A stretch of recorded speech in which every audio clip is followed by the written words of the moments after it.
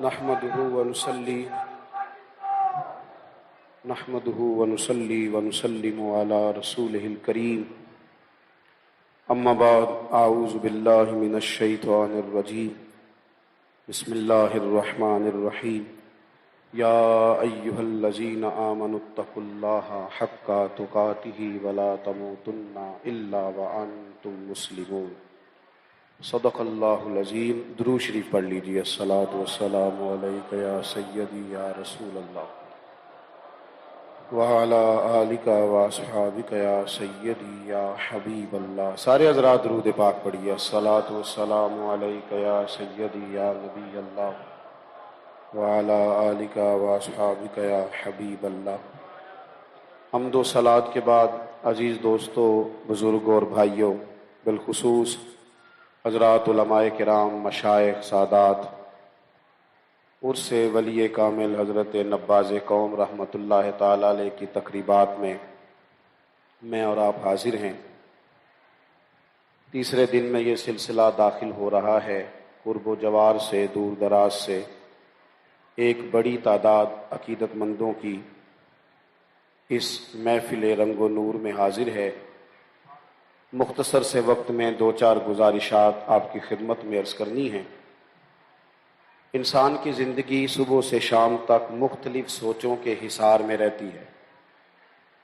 کبھی کسی چیز کے بارے میں انسان بڑا ہی مثبت سوچتا ہے، اور کبھی یوں ہوتا ہے کہ اسی چیز کے بارے میں اس کے ذہن میں منفی خیالات آنے لگتے ہیں۔ اسی پیچ و تاب میں اس کی زندگی مختلف مراحل طے کرتی رہتی ہے۔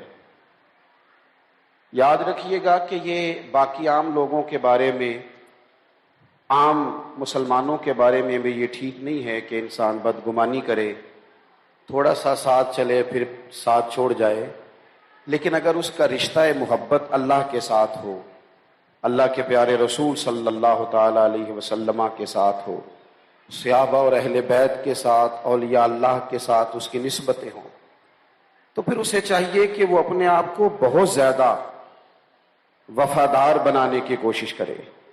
ہمارے ہاں یہ ہوتا ہے کہ ایک زمانہ تھا جب کوئی شخص کسی کے گھر میں ایک دو دن وقت گزار لیتا تھا تو وہ سادہ اور ان پڑھ آدمی بھی کہتا تھا میں نمک خوار ہوں، میں نے یہاں کچھ کھایا ہے۔ اس کا وہ بڑا پاس اور لحاظ کرتا تھا۔ پھر زمانے نے کروٹ کھائی، حالات بدلے، اور مسلمانوں کی سوسائٹیوں میں بھی معاذ اللہ اس طرح کے جملے کہے جانے لگے کہ میں تو وقت آنے پر کسی سے بھی دوستی کر لیتا ہوں، اور میں تو کسی کو بھی اپنے قریب کر لیتا ہوں اور کام نکال کے میں چھوڑ دیتا ہوں۔ یہ سنجیدہ وفادار لوگوں کی بولی نہیں ہوتی۔ اس کا نقصان یہ ہوا کہ آہستہ آہستہ ساتھ رہنے والے، اکٹھے وقت گزارنے والے، ایک جگہ پہ موجود رہنے والے بھی ایک دوسرے کے ساتھ مخلص نہ رہے۔ اس سال میرے گاؤں کے میلے کی بھیڑ میں جو گم ہوا وہ ایک بھکارن کا لال تھا۔ اس فقیر کو تلاش تھی متاع خلوص کی، اور مخلوق چپ رہی کہ یہ مشکل سوال تھا، ملا ہی نہیں کو مخلص بندہ۔ ہمیں قرآن مجید نے یہ فرمایا کہ اے مسلمانوں، جب تم اللہ سے ڈرو تو اس طرح ڈرو جس طرح کے ڈرنے۔ اب آپ تشریف رکھیے گا جی، سارے اپنی اپنی جگہ پہ تھوڑی سی بات سنیں، انشاءاللہ کیلانی صاحب کا خطاب ہوگا۔ آپ حضرات میری بات پر توجہ کریں۔ قرآن مجید نے کہا ایمان والو رب سے ڈرو، اتنا ڈرو کہ جتنا ڈرنے کا حق ہے۔ وَلَا تَمُوتُنَّ إِلَّا وَأَنْتُمْ مُسْلِمُونَ، اور مرتے دم تک مسلمان ہی رہنا۔ تمہاری صبحیں، شامیں، اور تم کسی بھی جگہ پہنچ جاؤ تو تمہارا جو تعارف ہے وہ اللہ رسول کے نام کے ساتھ ہو۔ تم اپنے آپ کو جوڑ کے رکھنا رب رسول کے ساتھ۔ آپ دیکھیے صحابہ کرام علیہم رضوان کی زندگیاں، تو جو وفاداری ہوتی ہے نا، کہ جو آدمی صرف کام نکالنے کو دوستی رکھتا ہے، یا مجمع میں صرف کسی کی تعریف کرتا ہے، یا وہ اپنے حق میں رائے عامہ ہموار کرنے کے لیے کچھ کام کرتا ہے، تو وہ شخص بعض اوقات اپنی نظر میں خود بھی مجرم بن جاتا ہے کہ یار میں کہتا کیا ہوں اور میں کرتا کیا ہوں۔ میں کتنے لوگوں سے روز گلے ملتا ہوں لیکن دل میں کسی سے بھی نہیں ملاتا۔ تو وہ حضرت رومی سے کسی نے کہا تھا کہ حضور مجھے باوفا لوگ نہیں ملے، تو آپ مسکرا پڑے، فرمانے لگے تو باوفا بن رب تجھے باوفا لوگوں سے ملاقات بھی کرا دے گا. تو ارادہ تو کرنا پہلے وفا بانٹنے کا. جب مزاج میں وفا داخل ہو جاتی ہے، آپ دیکھیے سیدہ طیبہ طاہرہ حضرت خدیجہ الکبریٰ رضی اللہ تعالی عنہا، یہ خاتون مالدار تھیں. غریب آدمی امیر ہو جائے تو گزارا ہو جاتا ہے، اور بہت امیر آدمی کو پیوند والے کپڑے پہننے پڑے، ایک وقت دن میں روٹی کھانی پڑے، سادے گھر میں گزارا کرنا پڑے، یہ کوئی آسان نہیں ہوتا. لیکن سیدہ خدیجہ نے ہر چیز حضور کے مقدس قدموں پہ قربان کی. اس خاتون نے محبوب پاک کی رضا میں اپنے آپ کو رنگ دیا. یہ ملکہ تھی مکے کی، پھر پیوند والے کپڑے بھی انہوں نے پہنے.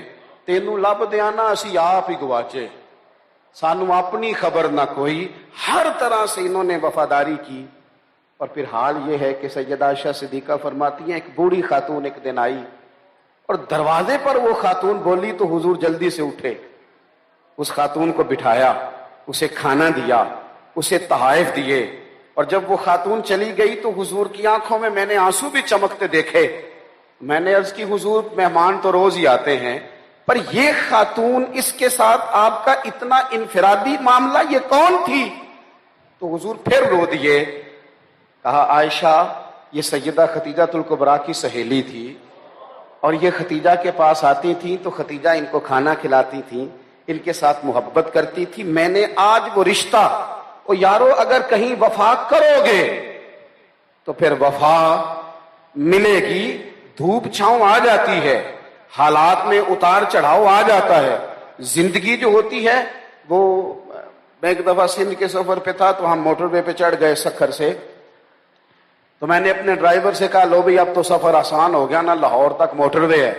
تو مجھے کہنے لگا جناب یہ رستہ مشکل ہے، اس لیے کہ اس پہ نیند بہت آتی ہے. وہ رستہ جس میں کہیں کوئی سپیڈ بریکر بھی آئے، کوئی گاڑی بھی سامنے آئے تو بندہ ذرا تر و تازہ رہتا ہے. یہ مشکل رستہ ہے. یہ جوار بھاٹے ہوتے ہیں یہ تو بندے کو تر و تازہ رکھتے ہیں. لیکن لوگ جو وفادار تھے، حضرت جعفر طیار رضی اللہ تعالیٰ عنہ فرماتے ہیں ابھی ظاہری طور پر ایک گاؤں پر بھی اسلام کی حکومت نہیں تھی، اور ہم مکے والوں کے ظلم و ستم سے پریشان حضور کی اجازت سے حبشہ جا چکے تھے. اور جب حبشہ میں بھی قریش مکہ پہنچ گئے اور نجاشی کو جا کے انہوں نے طرح طرح کی باتیں سنا دی، اور جب کوئی دال نہ گلی تو انہوں نے آخر میں کہا جی یہ تو حضرت عیسیٰ علیہ السلام کے بارے میں نظریہ ٹھیک نہیں رکھتے معاذ اللہ، کیونکہ عیسائی تو انہیں اللہ کا بیٹا کہتے ہیں، مسلمانوں کا یہ نظریہ نہیں ہے. تو کہتے ہیں نجاشی نے بلایا. آپ کی توجہ ہے میری بات پر؟ حضرت جعفر دیکھے نا، یہاں تقریر کرنا، آپ سے نعرے لگوا لینا، سبحان اللہ کہلوا لینا، یہ تو میرے جیسے آدمی کے لیے آسان ہے. لیکن اس طرح کی سنگلاخ قسم کی جگہ ہو اور وہاں خطبہ جب دینا پڑے اور وہاں جب بات کرنی پڑے، حضرت جناب سیدنا جعفر طیار کہتے ہیں جب دوبارہ بلایا اور نجاشی کے لوگوں نے پھر سے شرارت کر دی قریش کے کہنے پر، تو نجاشی کہنے لگا بتائیں آپ کا حضرت عیسیٰ کے بارے میں کیا خیال ہے؟ تو فرماتے کچھ لوگوں نے مجھے رائے دی کہ آپ حکمت سے بات کر لیں، ذرا بات اس انداز میں کر لیں کہ ہم نے یہاں وقت گزارنا ہے. حضرت جعفر طیار کہتے ہیں فوری طور پر میں نے اپنا امامہ سیدھا کیا اور اپنی چھڑی کے سہارے میں اٹھ کے کھڑا ہوا اور اسے میں نے زمین پر پٹک کے کہا قسم مجھے اللہ کی عزت کی، جگہ کوئی بھی ہو ہم مدینے والے کے وفادار رہیں گے اور ہم یہاں بھی وہی سبق سنائیں گے جو ہمیں مدینے والے رسول نے پڑھایا ہے. یہی وہی کام ہوگا. فرماتے نجاشی نے کہا دربار ان کا، علاقہ ان کا، ملک ان کا، لوگ ان کے، بتاؤ جناب عیسیٰ کے بارے میں نظریہ کیا ہے؟ حضرت جعفر طیار کہنے لگے ہمارا نظریہ جو ہمیں ہمارے رسول نے عطا فرمایا ہے وہ یہ ہے کہ حضرت عیسیٰ اللہ کے بندے اور رسول ہیں، جو کواری پاک مریم کے بطن سے پیدا ہوئے. کہتے ہیں جب یہ میں نے بات کی تو سناٹا چھا گیا دربار میں، گھور گھور کے لوگ بادشاہ کو دیکھنے لگے کہ اب یہ کوئی رائے دے تو ہم کوئی سخت جملے کہیں. فرماتے ہیں بادشاہ چپ تھا. تھوڑی دیر کے بعد اس نے ایک تنکا زمین سے اٹھایا، کہنے لگا تم میری رائے پوچھتے ہو نا، تو جو انہوں نے کہا ہے ایک تنکا بھی حضرت عیسیٰ نہ اس سے زیادہ ہے نہ اس سے کم ہے. انہوں نے حق نظریہ بیان کیا ہے. وہی حضرت جعفر طیار شہید ہو گئے. وہی حضرت جعفر طیار حضور ان کے گھر میں گئے جناب جعفر کی اہلیہ حضرت جعفر طیار کے بچے ان کے پاس تھے تو وہ رونے لگی، یا رسول اللہ جعفر شہید ہو گئے تو میرے بچوں کا کیا بنے گا؟ محبوب کریم علیہ السلام نے دونوں بچوں کو قریب کیا اور قریب کر کے فرمایا، جعفر کی اہلیہ غم نہ کرنا، میں دنیا میں بھی ان کا وارث بنوں گا اور قیامت میں بھی ان کا وارث بنوں گا۔ یہ جو وفادار لوگ ہوتے ہیں نا، وفادار لوگ، آپ ناراض نہ ہونا، خدارا ہم کسی نہ کسی کے شاگرد ہوتے ہیں، جب ہوتے ہیں تو ماننے میں کیا اعتراض ہے؟ ہم کسی نہ کسی کے مرید ہوتے ہیں، جب ہیں تو پھر ماننے میں کیا اعتراض ہے؟ جب مان جو لیا، جب کہہ جو لیا۔ حاجی صاحب رحمت اللہ تعالی علیہ خود بہت بڑے تھے، سینکڑوں ہزاروں شاگرد تھے، ایک بڑا حلقہ اثر رکھتے تھے۔ جب لوگ تھوڑے سے بڑے ہو جاتے ہیں اور بڑے جب رخصت ہو جائیں تو چھوٹے ویسے بڑے ہو جاتے ہیں، تو پھر ان کے اپنے القابات ہوتے ہیں، ان کا اپنا ایک تعارف ہوتا ہے، ان کی اپنی ایک بات ہوتی ہے، ان کا اپنا نام ایک سند رکھتا ہے۔ لیکن دوستو، آج بھی جب ان کا اشتہار چھپتا ہے تو انہوں نے جو پہلی روٹی کھائی تھی وہ حضرت فقیہ اعظم کے دسترخوان سے کھائی تھی، نام ان کا بھی لکھا جاتا ہے۔ انہوں نے دوسرا لنگر حضرت امیر ملت کے آستانے سے لیا تھا، نام ان کا بھی لکھا جاتا ہے۔ او سنگیو، چونکہ انہوں نے حضرت محدث اعظم رحمت اللہ علیہ کے آستانے سے فیض پایا تھا، ان کو لوگوں نے نپاز قوم کہا، مجاہد ملت کہا، ولی کامل کہا، شیخ الحدیث کہا۔ انہوں نے ساری زندگی یہی کہا، صادق میں غلام حضرت شیخ الحدیث ہوں۔ اور ایک عاشق رسول کی صحبت پہ ناز ہے۔ میں عید پہ نہیں جاتا، اپنے گاؤں بھی نہیں اب جاتا، میں کہتا ہوں یار دوست ملنے آتے ہیں، نہیں جانا چاہیے، دو تین دن رکتے ہیں، لوگوں نے آنا ہے، بیٹھتے ہیں، لیکن وہ عید کے دوسرے دن اپنے پیر خانے چلے جاتے تھے، وہ سلامی دینے جاتے تھے، وہ حاضری دینے جاتے تھے۔ انہوں نے ساری زندگی با وفا لوگوں کی طرح گزاری، خادموں اور غلاموں کی طرح گزاری۔ او پانی پرن سہیلیاں تے رنگا رنگ کڑے، پر اسی تے پریا اس دا جانیے جس دا توڑ چڑھے۔ آج ان کا 7واں عرس ہے، میں رات سے دیکھ رہا ہوں کہ ان کی جب بھی بات ہوتی ہے ساتھ حضرت محدث اعظم کی بات ہوتی ہے۔ اتنی کبھی نسبتیں، اتنا وفاداری کا رشتہ، اتنا مضبوط تعلق۔ اور ہمارا کیا حال ہے؟ ہماری باتیں، ہمارے دعوے، ہماری گفتگو، بڑا ہمیشہ وہ ہوتا ہے جس کا کوئی بڑا ہوتا ہے۔ دنیا کے اندر قد ان لوگوں کا اونچا ہوتا ہے جن کی پشت پر کسی کا ہاتھ ہوتا ہے۔ ہمیں اپنی نسبتیں مضبوط کرنی چاہیے۔ وہ لوگ جو بڑے دعووں سے اسٹیج پر اپنے عقیدے کا اظہار کرتے ہیں، انہیں اپنے گھر کے اندر بھی اسی طرح اپنے عقیدے کا اظہار کرنا چاہیے، نجی محافل کے اندر بھی انہیں اسی طرح ہی مذہب کے ساتھ، مسلک کے ساتھ، ملت کے ساتھ وفادار رہنا چاہیے۔ اپنی زندگی کے شب و روز اپنے بزرگوں کے ساتھ جوڑنے چاہیے۔ حالات بدل گئے، کاغذ مہنگا ہو گیا اور لوگوں کی توجہ بھی نہیں رہی۔ آپ نے ناراض نہیں ہونا، علماء سے میرا خطاب بھی نہیں، آپ حضرات سے، طالب علموں سے، لیکن رضائے مصطفیٰ، یہ رضائے مصطفیٰ، یہ حاجی صاحب کا ذوق ہے، یہ حاجی صاحب کا مشن ہے۔ اس میں کئی چیزیں آئیں تو لوگوں نے کہا اب دور بدل گیا ہے، لیکن چونکہ یہ رضائے مصطفیٰ ہے، حالات جتنے بھی کٹھن رہے وہ آج بھی جاری و ساری ہے۔ یہ نا مجھے تھوڑا سا تجربہ ہوا ہے 1-2 سال میں، ادارے بنانا بڑا مشکل کام ہے، یہ خاصی بندے کو آزمائش سے گزارتا ہے، کئی ساری تکلیفیں بندے کو اٹھانی پڑتی ہیں، لیکن ہمارے لیے بڑی آسانیاں ہیں۔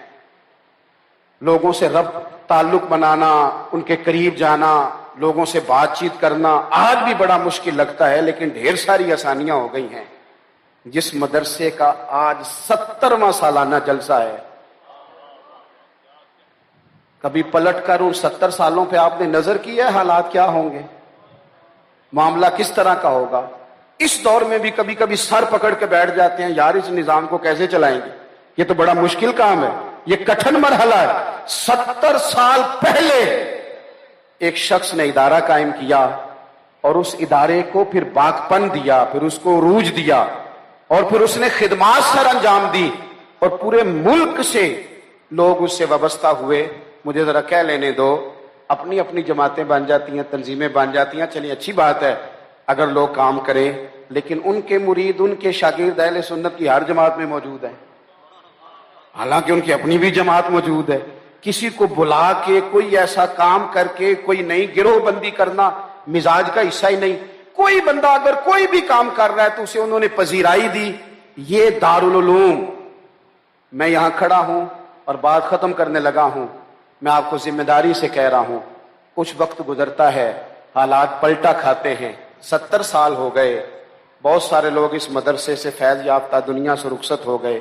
یاد رکھنا، جب لوگ مدارس کی تاریخ لکھیں گے تو اس شہر میں ضروری ہوگا جس مدرسے کو ٹٹولا جائے گا اور اس کی نسبت کو کھولا جائے گا تو ضروری ہوگا کہ جامعہ حنفیہ سراج العلوم کا نام لیا جائے. یہ تاریخ ہے ہماری، یہ سند ہے ہماری، یہ ہمیشہ موجود رہے گی. التماس یہ ہے کہ ہمیں بھی کچھ ان نشانیوں کے ساتھ وابستہ رہنا چاہیے. دعا کرتا ہوں کہ تا ابد یہ آستانہ یار رہے، آسرا ہے غریبوں کا برقرار رہے. آخر دعویٰ یا